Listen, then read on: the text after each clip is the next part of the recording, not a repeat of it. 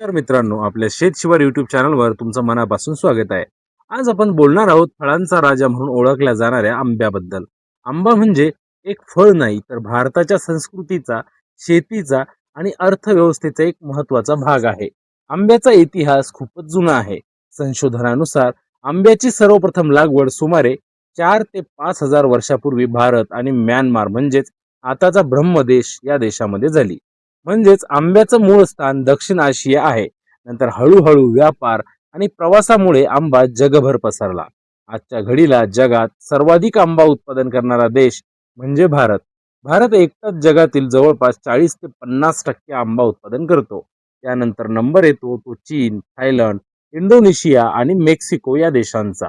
आंबा हा फक्त भारतातच नाही, तर जगातील 100 पेक्षा जास्त देशांमध्ये उगवतो आणि जवळपास 150 पेक्षा जास्त देशांमध्ये आंबा खाल्ला जातो. उष्णकटिबंधीय आणि उष्णकटिबंधीय हवामानात आंबा उत्तम वाढतो. त्यामुळे आशिया, आफ्रिका, दक्षिण अमेरिका या खंडांमध्ये मोठ्या प्रमाणात त्याची लागवड केली जाते.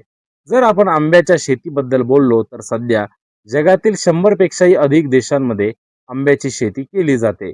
पण व्यावसायिक पातळीवर मोठ्या प्रमाणात उत्पादन करणारे देश हे खूप कमी आहेत. भारतामध्ये आंबा कोणीतरी बाहेरून आणलेला नाही, कारण आंबा हा भारताचाच मूळ फळ आहे. प्राचीन काळापासून इथेच त्याची लागवड होत आली आहे. बुद्ध यांच्या काळातही आंब्याच्या बागांचा उल्लेख आढळतो. तसेच अलेक्झांडर भारतात आला तेव्हा त्याने आंब्याची चव चाखली आणि त्याच्या सैनिकांमार्फत आंबा इतर देशांमध्ये पोहोचला. आता तर आपल्या आंब्यापासून बनणाऱ्या पदार्थांबद्दल बोललो तर आंबा फक्त फळ म्हणून नाही, तर अनेक प्रकारे वापरला जातो. जसं की आंब्याचं पन्ह, आमरस, आंब्याचा जॅम, आंबा आईस्क्रीम, आंबा शेक, आंब्याचे लोणचे, सुकामेवा, आंबा म्हणजे ड्राय मँगो आणि अगदी आंब्यापासून वाईन सुद्धा तयार केली जाते. काही देशांमध्ये आंब्याचा वापर चटणीसाठी, सॉससाठी आणि अगदी सॅलडसाठी सुद्धा केला जातो. आंब्याचे प्रकारही खूप वेगवेगळे आहे. नुसत्या भारतामध्येच 1,000 पेक्षाही अधिक जाती आंब्याच्या आढळून येतात.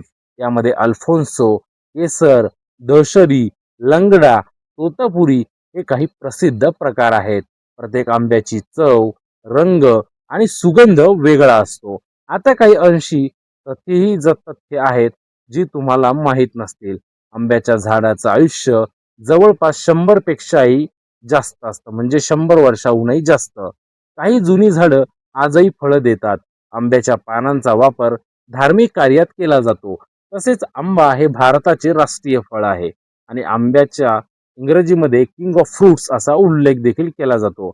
एक म्हणून अजून महत्वाची गोष्ट म्हणजे आंबा केवळ चविष्ट नाही, तर आरोग्यासाठीही खूप फायदेशीर आहे. त्यात व्हिटॅमिन ए, सी आणि ए, बी असे फायबर मोठ्या प्रमाणात आढळतात, जे आपल्या शरीरासाठी खूप उपयोगी आहे. तर मित्रांनो, असा आहे आपला आंबा.